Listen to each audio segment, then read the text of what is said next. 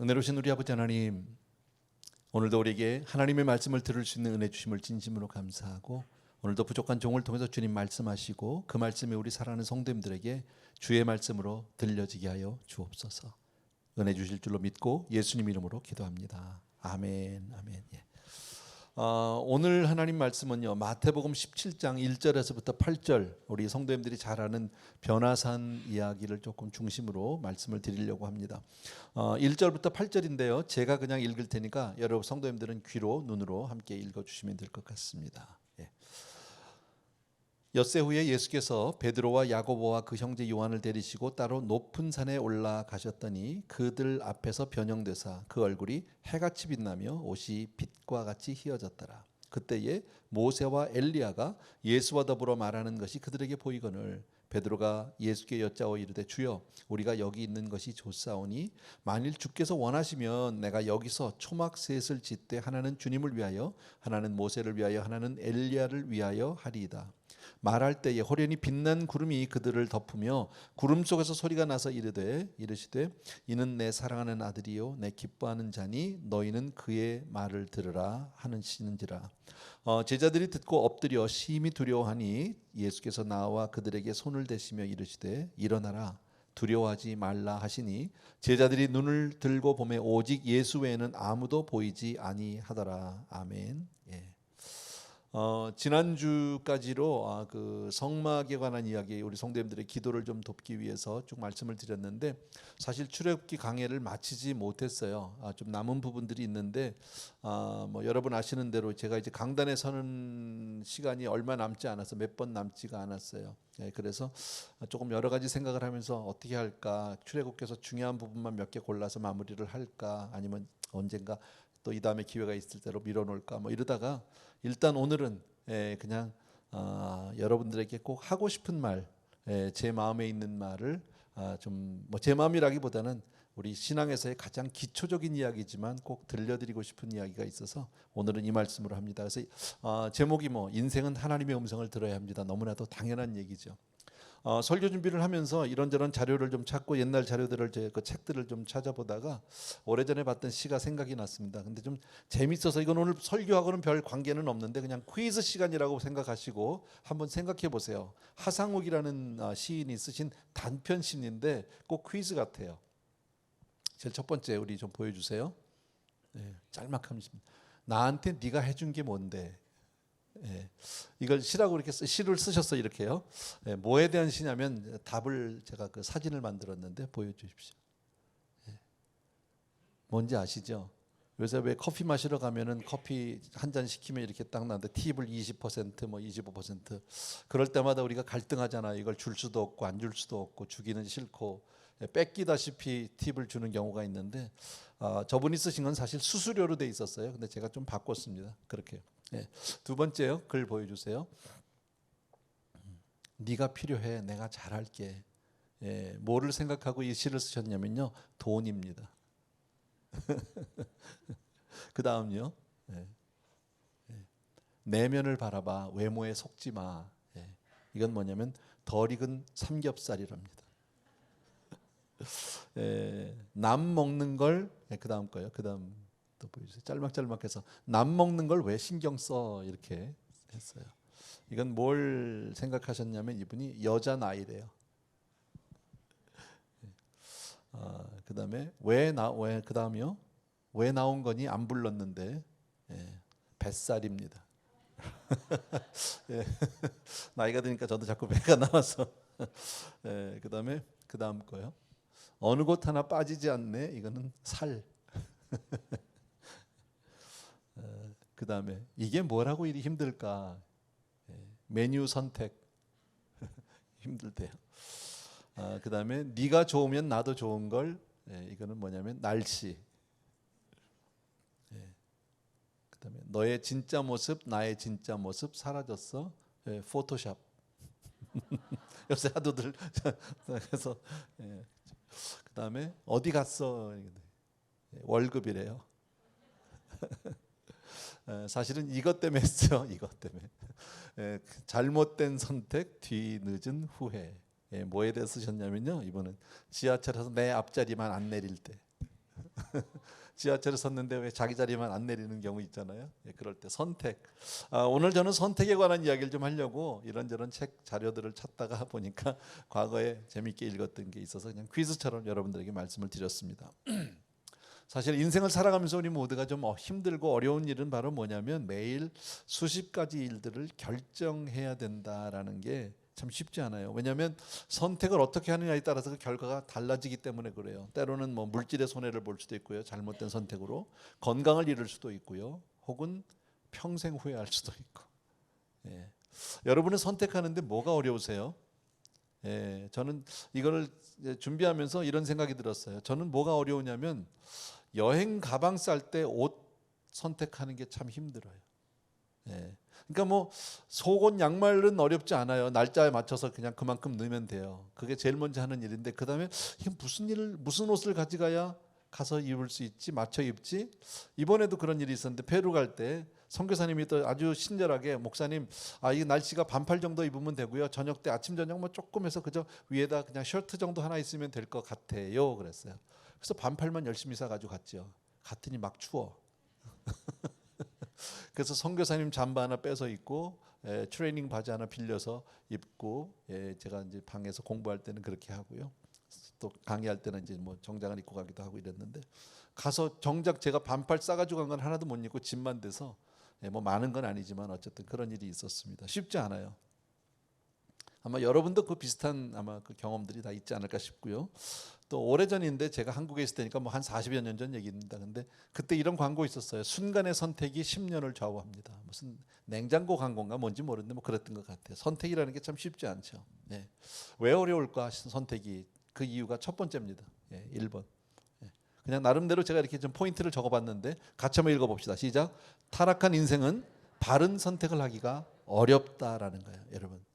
우리 타락한 인생은 우리 눈이 잘못되어 있고요, 우리 생각이 잘못되어 있어요. 우리 이성은 원래 하나님이 주신 그런 순수한 이성도 아니고 하나님이 주신 그 양심, 그런 순수한 양심도 우리는 아니에요. 잘못되어 있어요. 그래서 우리가 이런 잘못되어 있기 때문에 바른 선택, 바른 결정을 내리기가 어렵다라는 거예요, 여러분. 우리 마음은 시기심, 이기, 질투, 뭐 등등 미움 이런 것들로 가득 차 있죠.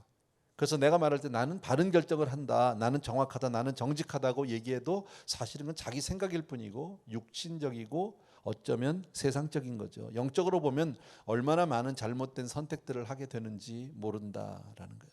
그리고 후회하죠.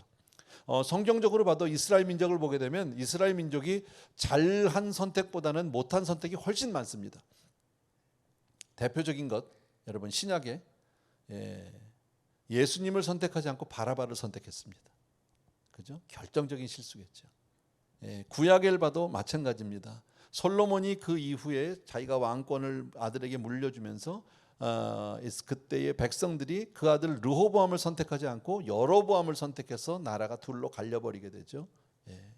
잘못된 거죠, 여러분. 또 아버지 왕을 대적해서 구테타를 일으켰는데 다윗을 선택하지 않고 압살롬을 선택한 군인들과 백성들도 역시 잘못된 것을 우리가 알 수 있고요. 엘리야를 선택하지 않고 아하방을 선택했던 많은 그 바로 뭡니까 그죠 바알 선지자들요. 또 출애굽길 가보면 모세를 선택 안 하고 오히려 당을 짓고 하나님을 대적한 고라 자손들을 선택했던 것, 뭐 이런 것들요. 그러니까 이스라엘 백성들 보면 이렇게 나쁜 선택을 합니다. 좋은 선택이 바로 옆에 있음에도 불구하고 선택을 바로 하지 못한다. 이런 말을 들으면 대부분은 이런 생각합니다. 우리가 그때 있었으면 그러지 않았을 텐데, 나는 안 그럴 텐데. 이제 그게 2번이에요. 제가 써놨어요. 그냥 거기다가 보여주세요. 우리는 안 그랬을 텐데, 나 같으면 안 그럴 텐데. 그렇게 생각하는데 우리 주님이 정면으로 이 역에 대해서 반박해 주셨어요. 마태복음 23장 29절 31절까지 보면 같이 한번 천천히 읽겠습니다. 시작. 화 있을진저 외식하는 서기관들과 바리새인들이여, 너희는 선지자들의 무덤을 만들고 의인들의 비석을 꾸미며 이르되 만일 우리가 조상 때에 있었더라면 우리는 그들이 선지자의 피를 흘리는데 참여하지 아니하였으리라 하니, 그러면 너희가 선지자를 죽인 자의 자손임을 스스로 증명함이로다. 뭐 한마디로 얘기하면 뭡니까? 너희도 똑같아. 별 수 없어. 이런 거죠.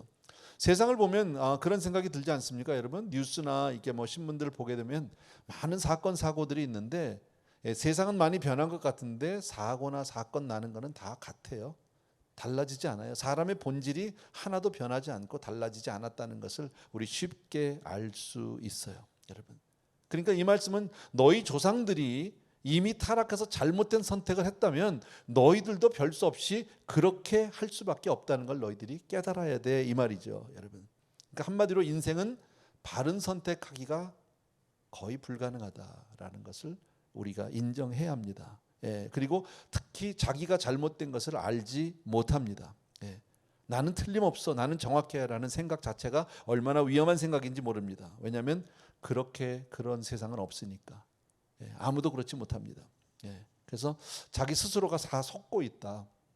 예를 들어서 창세기에 보게 되면 아브라함과 롯이 같이 살다가 두 사람의 소유가 각각 많아짐으로 인해서 둘이 갈라설 수밖에 없게 될 때 먼저 선택하라고 얘기하죠. 그때 롯은 누가 봐도 가장 현명한 선택인 소돔을 선택하게 됩니다. 우리가 인간적으로 세상적으로 보면 롯의 선택은 아주 지혜로운 선택이고 잘한 선택이라고 볼 수 있어요. 그런데 시간이 지나고 나서 그 결과를 우리는 알죠. 어떻게 됐는지. 그 선택이 얼마나 잘못된 선택이었는가 너무너무 잘 알잖아요. 반면 아브라함은 뭐 했습니까? 아무것도 안 했습니다. 우리가 인간적으로 생각해 보면 아브라함은 너무나도 무능하고 너무나도 어리석은 사람입니다. 왜? 그 자리에서 가만히 있고 하나님이 직접 찾아와서 아브라함아 고개를 들어 하늘을 쳐다보라, 위를 보라고 얘기할 정도면 땅바닥만 쳐다보고 있는 사람 아닙니까? 아무것도 하지 않았습니다. 그런데 결과적으로는 어떻게 됩니까? 그 아브라함을 통해서 천하 만민이 복을 받게 되었다라는 것도 잘 알 수 있다. 이처럼 우리 인생은요, 바른 선택을 할 수 없어요.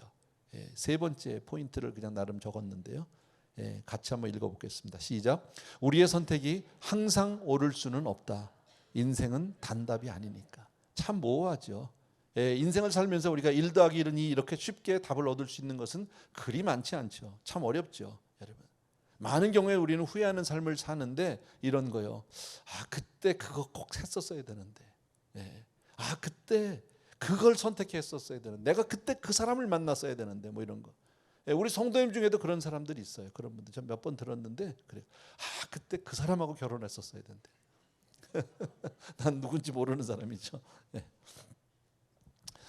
또 어떤 분은 가끔 이런 분도 있어요. 나는 후회가 없어, 이런 분도 있어요. 나는 뭐 내 인생은 후회가 없어, 이렇게 말하는 분들도 있는데 그건 사실은 본인의 착각이든지 망각의 결과일 거예요. 다 잊어버려서. 아니면 거짓말이든지 아니면 자기 합리화. 여러분 어떻습니까? 저는 많이 후회하고 살았고 지금도 후회합니다. 아마 앞으로도 그럴 것 같습니다. 그게 사람이죠.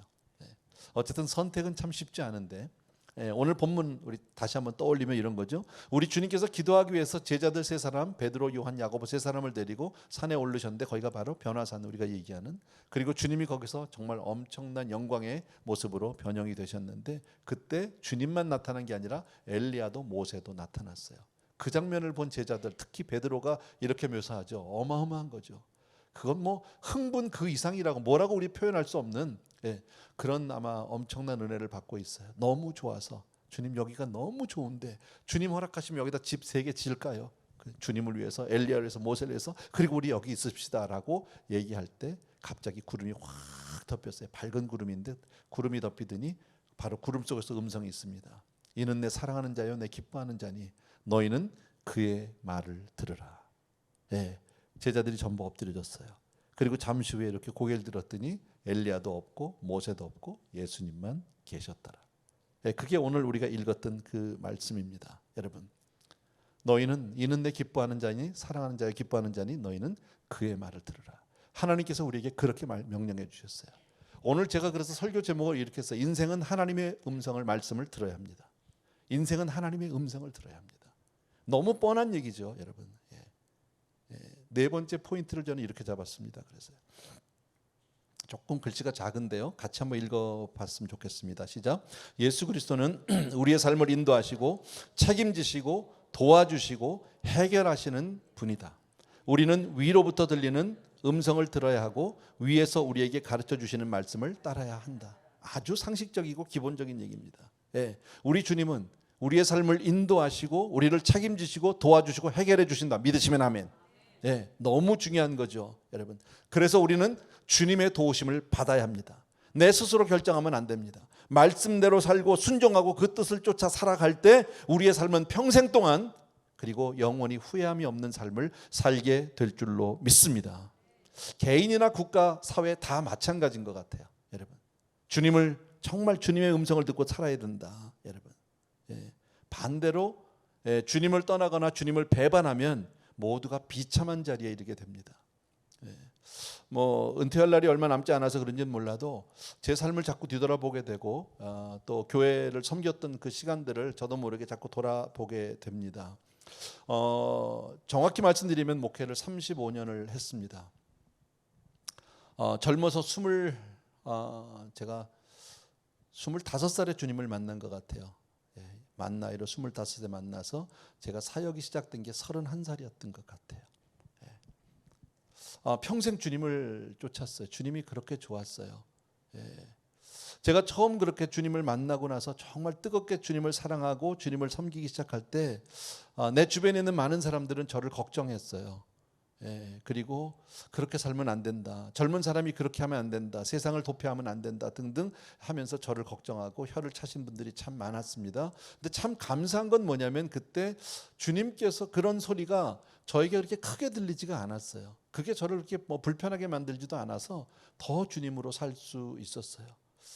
그리고 정말 그 젊은 시절에 제가 김광신 목사님을 만날 수 있었다는 것은 정말 큰 하나님이 주신 정말 복 중의 복이다라고 생각합니다. 미국 가서 거의 40년을 넘게 살았는데 사는 동안에 정말 제대로 흔히 말하는 여행 한번 제대로 가본 게 없어요. 뭐 그렇다고 그게 아쉽지도 않았고 가보고 싶지도 않았어요. 예. 무슨 캐년, 브라이스 캐년, 무슨 자이언 캐년 그런 거 있죠. 왜 가본 적이 아직 없어요. 예, 모르겠습니다. 앞으로 갈지는 모르겠는데 그랜드 캐년 가봤는데 신방 갔다 왔어요. 정말 여러분 무슨 그랜드 캐년 무슨 신방을 갔는데 신방 갔다 왔어요. 그렇게 살았어요. 왜냐하면 우리는 연휴가 되거나 주말이 되면 항상 교회가 있어야 됐고 항상 집회가 있었어요. 예, 그래서 늘 그냥 교회밖에 없었어요. 예, 그렇게 그냥 주님만 바라보고 그렇게 주님만 평생 정말 주님이 너무 좋았고 교회가 너무 좋았고 지금까지도 저는 정말 교회가 제 삶의 전부이고 너무너무 사랑하고 너무 좋습니다. 예, 그렇게 살았는데 살아보니까 복을 받았어요. 예. 저는 우리 교회를 통해서 성도님들 중에 복 받은 분이 참 많은 거 알아요. 예. 삶 속에서 정말 귀한 자녀를 얻기도 하고 행복한 가정을 이루기도 하고 정말 많은 것들 이뤄내서 주 안에서 교회를 통해서 복 받은 성도님들이 정말 많다는 것을 압니다. 얼마나 감사한지 몰라요. 근데 반면에 제가 신앙하면서 수많은 사람들을 만났는데 교회를 떠나서 잘된 사람은 아직 못 봤어요. 예. 하나님을 배반하고 복받은 사람을 아직 보지 못했어요. 성경에도 그것을 우리에게 얘기해 주는데 여러분 우리가 잘 아는 룻기라는 책이 있잖아요. 거기는 엘리멜렉이라고 하는 한 사람 가정의 이야기가 나오는데 엘리멜렉은 베들레헴에 살다가 좀 더 잘 살아보려고 어디로 갑니까? 모압이라는 곳으로 이민을 가게 됩니다. 예, 계획을 가지고 갔겠죠. 준비해서 갔겠죠. 근데 가서 그 결과가 뭐죠? 엘리멜렉 죽었고 큰아들 죽었고 작은아들 죽었습니다. 그래서 남겨진 사람은 나옴이라고 하는 과부, 그 다음에 두 며느리, 첫째, 둘째 며느리, 막내 며느리가 룻이죠. 둘째 며느리가. 그 세 과부의 이야기가 룻기예요. 하나님을 떠나서 신앙을 떠나고 교회를 떠나서 세상을 향했다가 망한 사람의 이야기가 다시 교회로 돌아오고 하나님께로 돌아와서 회복되는 이야기가 바로 룻기 아닙니까? 우리가 잘 아는. 그죠? 우리가 잘 아는 예루살렘을 떠나서 여리고로 가다가 제일 먼저 만나는 건 강도였었어요. 그리고 거반 죽게 되었어요. 예, 탕자는요. 아버지 집에 잘 살다가 갑자기 아버지 없이 혼자 잘 살아보고 싶어서 세상을 향했다가 쫄딱 망해서 거짓골이 돼서 다시 돌아왔더니 회복되었다. 아버지가 그에게 고운 옷을 입히고 금가락지를 끼고 잔치를 베풀어주고 하는 얘기가 탕자 이야기 아닙니까? 예, 이처럼 성경에 나오는 이야기를 보면 하나님을 떠나서 잘된 사람이 없다라는 거예요. 구약에 보면 남유다 왕국의 세 번째 왕인 아사라고 하는 사람이 있었습니다. 근데 그가 이제 왕권을 잡은 그 통치 초기에 구스에서 100만 대군이 쳐들어옵니다. 100만이라는 숫자가 얼마나 많은 숫자입니까? 지금 이스라엘과 하마스가 전쟁을 하는데 뭐 100만은커녕 10만도 안 됩니다. 지금요. 그러나 하마스에 속해 있는 사람들이나 그 군인들의 입장에서 보면 얼마나 두렵겠습니까? 근데 그 당시에 구약 때 100만 대군, 구스르면 지금으로 말하면 이디오피아입니다. 100만이 쳐들어온다면 이건 보통 무서운 일이 아닙니다. 얼마나 두려웠겠습니까? 근데 그때 아사는 하나님께 매달립니다. 예, 하나님을 의지하게 됩니다. 그리고 그 전쟁을 이깁니다. 할렐루야죠. 예, 그렇게 자기는 통치를 하기 시작했는데 정치 생활 36년 꽤나 했죠. 이제 관록도 생겼고 경력도 생겼고 많은 이제 경험도 생겼을 것입니다. 그런데 그때 북이스라엘에서 그를 침공하게 됩니다. 남유다를요. 그때 그는 하나님을 의지하지 않고 아람 왕, 다시 말씀드리면 외교적으로 정치적으로 이 문제를 해결하려고 하는데 철저하게 망해버립니다. 성경에서 우리에게 보여주는 얘기죠. 많은 이야기가 있는 것 같지만 요약해서 보면 바로 하나님을 의지했느냐 하나님을 의지하지 못했느냐 그것을 보여줍니다. 정반대로 히스기야 왕 얘기는 우리가 너무너무 잘 알잖아요. 여러분, 히스기야가 정말 자기의 생명의 위협을 받고 이제 사형 선고를 받기도 하고 나라가 정말 풍전등화 같이 그런 어려움, 정말 위험에 처해 있을 때 히스기야는 하나님께 매달렸어요. 그래서 생명도 연장받고 나라도 구원받고 백성들도 복을 받게 된 줄로 믿습니다. 너무 감사하죠, 여러분.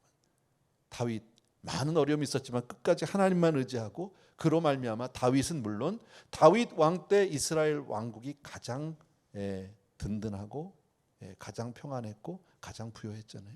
백성들도 복을 받는다라는 거, 여러분 기억해 주셔야 합니다. 여러분 5번째 점 보여주실래요? 포인트를요. 같이 한번 읽겠습니다. 시작. 인생은 길을 알지 못한다. 위에 계신 하나님의 도우심을 받아야 한다. 여러분, 그러니까 하나님을 사랑하지 않고 하나님을 따르지 않으면 주의 음성을 듣지 않으면 결국 헛된 것을 따라갈 수밖에 없고 세상을 쫓을 수밖에 없는 거예요. 여러분, 여러분 저와 여러분이 오늘도 교회에 나와 있습니다. 왜 우리는 교회에 나왔을까요? 오늘도 우리가 교회에 나온 이유는 하나님의 말씀을 듣기 위해서예요. 아멘. 그죠? 우리가 뭐 밥 먹으러 나온 거 아닙니다. 옆에 있는 친구 만나러 나온 것이 아닙니다. 그것도 다 포함이 되어 있지만 우리가 오늘 하나님 앞에 나오는 가장 큰 이유는 하나님의 음성을 듣기 위해서입니다. 왜? 세상의 음성을 들으면 안 되니까. 너희는 저의 말을 들으라고 말씀하잖아요. 엘리야의 음성도 아니고 모세의 음성도 아니고 예수 그리스도의 음성을 들으라고 주님은 하나님은 우리에게 그렇게 말씀하십니다. 그래서 오늘 우리가 교회에 나와 있는 거죠. 분명히 우리 자녀들에게도 하나님의 음성을 듣는 것을 가르쳐줘야 합니다. 부모의 말을 듣는 게 아니라 하나님의 음성을 듣는 그런 자녀로 만들어야 할 줄로 믿습니다. 여러분 과학을 의지하면 안 됩니다. 과학을 따라 살면 세상 사람들은 세상의 첨단 문화, 과학 기술, 지식 등등을 많이 이야기합니다. 물론 중요합니다. 그런데 우리 믿음의 사람들은 영적으로 살아야 하고 신앙적으로 살아야 합니다. 왜 그런지 아세요? 우리는 위로부터 왔기 때문에 하나님의 형상으로 지음받아서 우리는 하나님의 음성을 듣고 살아야 할 줄로 믿습니다. 가만히 생각해 보세요. 정말 중요한 것은 과학이나 첨단 지식하고 아무 관계가 없어요. 정말 중요한 거. 예를 들어서 부모에게 효도하는 게 무슨 과학입니까? 부부간에 사랑하는 게 무슨 과학일까요? 지식일까요? 자녀를 사랑하는 게 무슨 과학적으로 우리가 자녀를 사랑하나요? 아니에요, 여러분. 우리가 죄사함을 받는 것, 우리가 영생을 얻는 것 다 과학기술하고 아무 상관. 과학기술을 무시하는 것은 절대 아닙니다, 여러분. 세상은 과학기술이 전부라고 생각하고 그것을 가지고 살아야 할 것 같이 얘기하는데 아니요. 우리가 믿어야 할 일은 정말 우리가 의지해야 할 이는 우리가 정말 사랑해야 될 분은 바로 예수 그리스도 그분인 줄로 믿습니다. 그 대표적인 예가 우리가 너무 잘 아는 요셉이에요. 여러분 잘 알죠, 여러분. 요셉이라고 하는 사람, 그는 하나님의 음성을 듣고 산 대표적인 사람입니다. 어떤 경우에도 그는 정말 요셉에게 얼마나 많은 어려움이 있었다는 거 우리 다 잘 알잖아요. 근데 그럴 때마다 그는 하나님의 음성을 듣고 하나님의 뜻을 쫓아 살았습니다. 하나님을 바라보고 그 은혜를 받았습니다. 그리고 도움을 받았습니다. 그리고 그 어려움을 다 이겨냈고 마침내 승리하게 된 줄로 믿습니다. 종으로 팔려가도 감옥에 들어가도 오히려 그게 전화위복이 돼요. 여러분 주의 음성을 들으면 화가 변해요, 복이 되는 줄로 믿습니다. 여러분 죽은 자도 살리시는 하나님의, 없는 것을 있게 하시는 하나님의 능력이 그 말씀 안에 있는 줄로 믿습니다. 천지 만물을 뭘로 지으셨다고요? 말씀으로 지으셨어요. 하나님 말씀하시면. 그래서 우리는 주의 음성을 들어야 한다.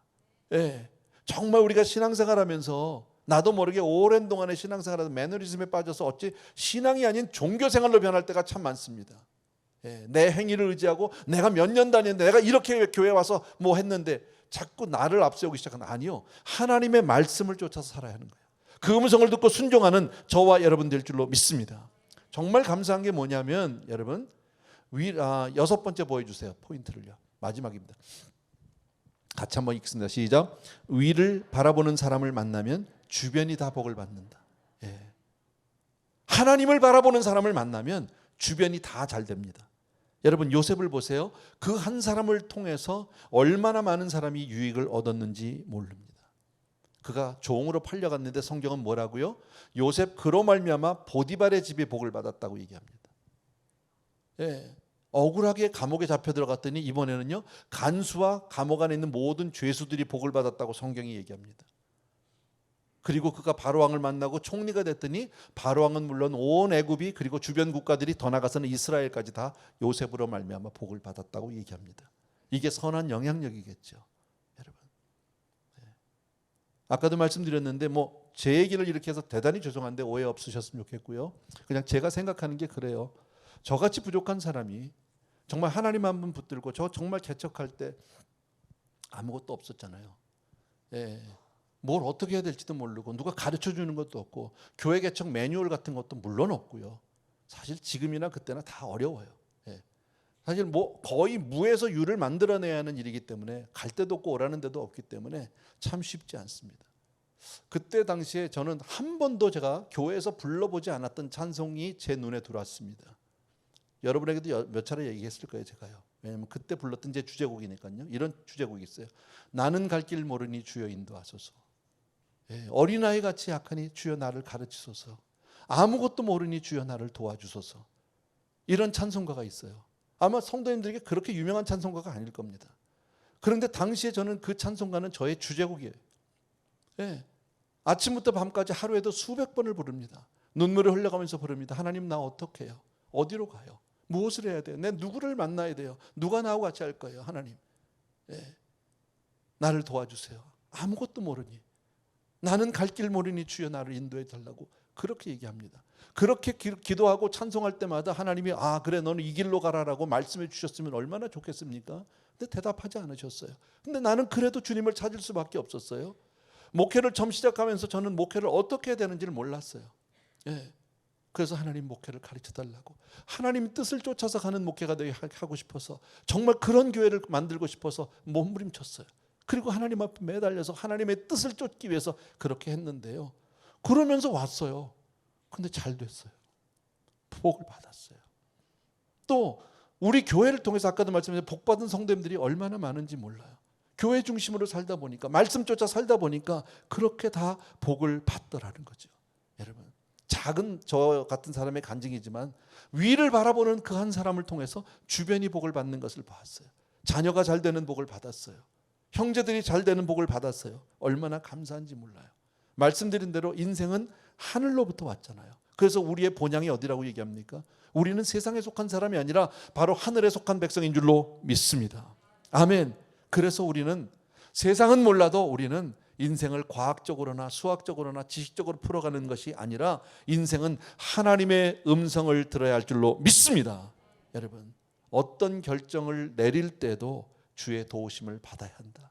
우리 성도님들 살아가면서 삶 속에서 많은 결단과 결정을 해야 될 일들이 있을 겁니다. 어떻게 해야 되지? 어떻게 하는 게 맞는 거지? 뭘 해야 되지? 할 때 제일 먼저 해야 할 일은 엎드리는 일입니다. 주의 말씀을 펼쳐놓고 그 말씀 가운데서 하나님의 음성을 들으려고 애쓰는 겁니다. 당장 아니 들려도 상관없어요. 지나고 보니까 주님이 함께 하셨더라고요. 지나고 보니까 주님이 나를 지켜주셨고 보호해 주신 것을 알 수 있다라는 겁니다.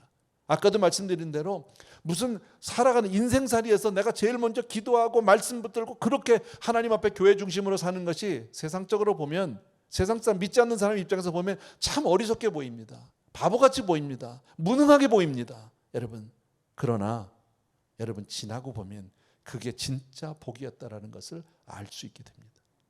그게 저의 간증이고 여러분들에게 제가 드리고 싶은 겁니다. 말씀드린 대로 25년 전, 거의 약 25년 됐네요. 교회를 개척할 때 정말 아무것도 몰랐어요. 아무것도 없었어요. 아무것도 할 줄 몰라서 그저 도와달라고 몸부림치고 매달렸어요. 그리고 주의 뜻을 찾으려고 그렇게 했는데 저는 이제 은퇴를 앞두고 다시 한번 주님을 의지하고 붙들려고 합니다. 제가 몇 년 전에 교회 은퇴를 준비하면서 마음으로 정하면서 사실 누가 나가라는 것도 아니고 제가 나가야만 하는 것도 아니고 그잖아요. 제가 은퇴를 해야 될 무슨 객관적인 이유는 아무것도 없는데 교회를 위해서 아무래도 이제 제가 나이도 있고 또 시대에 좀 맞지 않는 것 같은 느낌도 제 자신이 이제 나이가 좀 들었다는 것을 느끼기 시작했고요. 뭐 등등 여러 가지로 해서 아무래도 좀 젊은 목사님이 더 있으면 좋겠다 그런 생각을 했어요. 기도하고 있었어요. 그러면서 제가 두 가지 약속을 했어요. 제 스스로에게. 첫 번째, 은퇴할 때까지 교회 일만 하자. 두 번째는 은퇴 이후에 대해서 내가 미리 계획하거나 염려하지 말자. 참 이게 믿음의 말 같아 들리지만 세상적으로 보면 참 대책 없는 사람이에요. 어찌 보면요. 성도님들이 저에게 가끔 이런 질문해요. 목사님 은퇴하시고 뭐 하실 거예요? 이렇게 물어보는 사람 많아요. 이제 궁색한 대답을 합니다. 제가 뭐 할 것 같으면 은퇴하겠어요. 제가 뭐 할 것 같으면 은퇴 안 하죠. 아무것도 안 하려고 은퇴합니다라고 궁색한 대답을 하지만 사실은 답이 없어서 그런 거였었어요. 솔직히 말씀드리면요. 그런데 제가 오늘 말씀을 준비하면서 그런 생각 들었어요. 제가 교회 개척할 때도 어떻게 해야 될지 어디로 가야 될지 뭐 해야 될지 몰랐어요. 그냥 주님 한 분 붙들고 그렇게 주님의 뜻을 구하려고 뭐 했더니 주님이 오늘과 같은 그런 결과를 주셨듯이 오늘까지 주님이 선한 목자 되셔서 인도해 주신 것처럼 내 은퇴 이후도 하나님이 해주시겠다. 또 앞으로 우리 교회도 해주시겠다. 그리고 오히려 저는 손 목사님을 위해서 손창민 목사님을 위해서 더 기도합니다. 왜 기도하느냐면 저 정말 힘들었거든요. 개척할 때. 근데 저는 시작할 때 아무것도 없었어요. 아무것도 없이 작게 시작해서 그것을 나와 함께 같이 커왔어요. 제가 제가 거기에 맞출 수 있는 시간이 있었고 힘들었지만 그렇게 왔어요. 근데 손 목사님은 시작부터가 큰 덩어리를 받았어요. 아마 말은 안 하지만 굉장히 두려울 겁니다. 어떻게 해야 될지 모를 겁니다. 교회가 눈으로 보이는 것처럼 그렇게 겉으로 보이는 것만 있는 것이 아닙니다. 보이지 않는 많은 일들이 있습니다. 그래서 우리 성도님들에게 부탁드립니다. 기도해 주셔야 합니다. 여러분이 정말 손 목사님을 사랑하고 저하고는 다를 거예요. 또 달라야 합니다. 젊은 사람이니 저 같으면 안 됩니다. 저보다는 뭔가 다름이 있고 진취적이고 또 세상 어떤 그 새로운 지식들도 있을 거고 방식도 달라야 합니다. 인정해 주시고 따라 주시고 그렇게 가 주셨으면 좋겠습니다. 그래서 여러분들에게 제가 드리고 싶은 말씀은 딱 하나입니다. 꼭 교회를 위해서뿐 아니라 여러분 각자를 위해서 우리가 정말 해야 할 일은 세상을 버리라는 뜻도 아니고 무시하자는 뜻도 아니지만 그러나 하나님의 음성 듣는 것이 우리의 삶의 프라이어리티다. 주의 말씀 따라 사는 여러분 되길 주의 이름으로 축원합니다. 그래서 제 오늘 주제곡 부르고 마치려고요. 나는 갈 길 모르니 주여 인도소. 찬송가인데 우리 같이 한번 우리 기도하는 마음으로 하나님 앞에 그렇게 작은 자 된 마음으로 같이 한번 기도했으면 찬송했으면 좋겠습니다. 나는 갈 길 모르니 주여 인도하소서. 어디가 좋을지 나를 인도하소서. 어디 가야 좋을지 나를 인도하소서. 아무것도 모르니 나를 가르치소서. 어찌해야 좋을지 나를 가르치소서.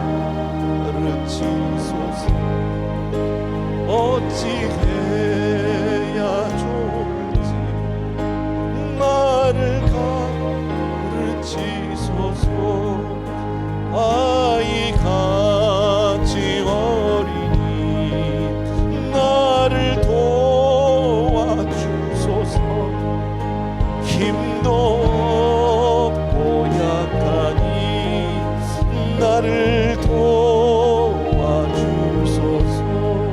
힘도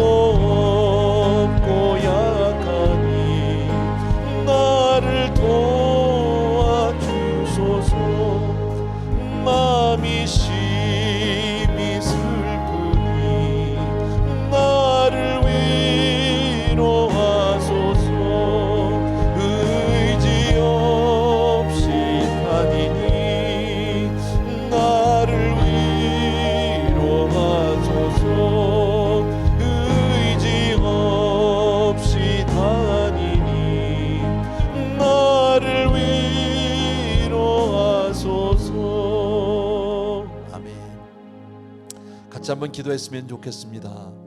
오늘 말씀은 너무 간단하고 쉬운 말씀입니다. 우리는 하나님의 음성을 들어야 합니다. 정말 우리가 다 아는 것 같아도 우리의 인생은 타락한 죄성 본성 때문에 바른 판단, 바른 결정을 하지 못할 때가 얼마나 많은지 모릅니다. 우리 주님이 친히 목자 되어 주셔서 우리의 삶을 인도하시고 우리를 보호하시고 우리를 지켜주시고 우리를 승리케 주실 줄로 믿습니다. 주여, 주님 붙들고 살게 해 주옵소서, 주의 말씀 붙들고 살게 해 주옵소서 하는 마음으로 이 시간 같이 한번 잠시 기도하겠습니다. 기도합니다. 사랑하는 내 아버지 하나님, 능력의 우리 아버지 하나님, 주님께서 우리의 사랑하는 성도들과 더불어서 이 시간 간절히 기도하고 아버지 하나님 정말 사랑하는 내 아버지 하나님, 우리의 연약함과 우리의 부족함을 깨닫게 도와주시기 바라고 하나님 앞에 우리 귀한 성도들이 하나님의 음성을 듣고 살게 도와주옵소서.